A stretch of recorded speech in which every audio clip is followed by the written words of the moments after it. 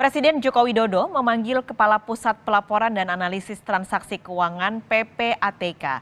Salah satu yang dibahas adalah kasus dugaan korupsi mantan Menteri Pertanian Syahrul Yassin Limpo.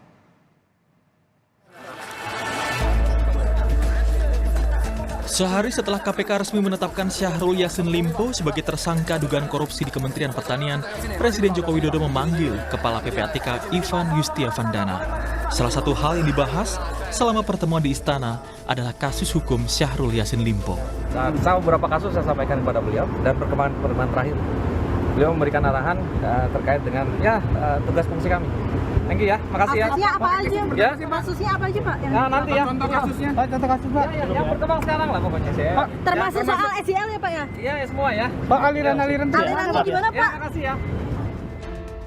Rabu malam 11 Oktober, KPK resmi menetapkan Syahrul Yassin Limpo dan dua anak buahnya sebagai tersangka dugaan pemerasan dalam jabatan, penerimaan gratifikasi, dan pidana pencucian uang.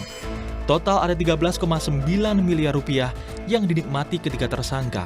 Dana itu berasal dari hasil setoran pejabat unit eselon 1 dan 2 di Kementerian Pertanian dengan besaran kutipan antara 4.000 hingga 10.000 dolar Amerika Serikat.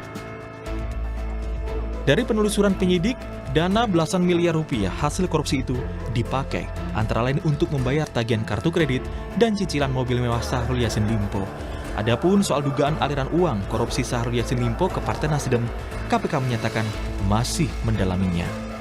SJL bersama-sama dengan KS dan MH sejumlah 13,9 miliar rupiah dan penelusuran lebih mendalam masih terus dilakukan oleh tim penyidik. Sedangkan apakah ada aliran dana ke Nasdem itu nanti masih didalami lagi. Sementara itu di tengah bergulirnya kasus korupsi di Kementan, penyidikan kasus dugaan pemerasan oleh pimpinan KPK terhadap ex-Mentan Syahrul Yassin Limpo juga masih berlangsung di Polda Metro Jaya. Kapolrestabes Semarang Kombes Irwan Anwar telah diperiksa sebagai saksi. Progres kemarin sama sudah kami sampaikan terkait dengan saudara kita sudah memberikan keterangannya sebagai saksi. Proses memakan waktu tentu ini mendasari pada bagaimana penyidik ingin menggali suatu fakta pada peristiwa tersebut dalam proses penyidikan ini. Maka semua yang sudah dilakukan langkah-langkah itu mendasari pada kaidah-kaidah aturan kemudian terkait dengan materi tentunya belum bisa kami sampaikan. Nanti penyidik akan melakukan analisis pada setiap proses langkah.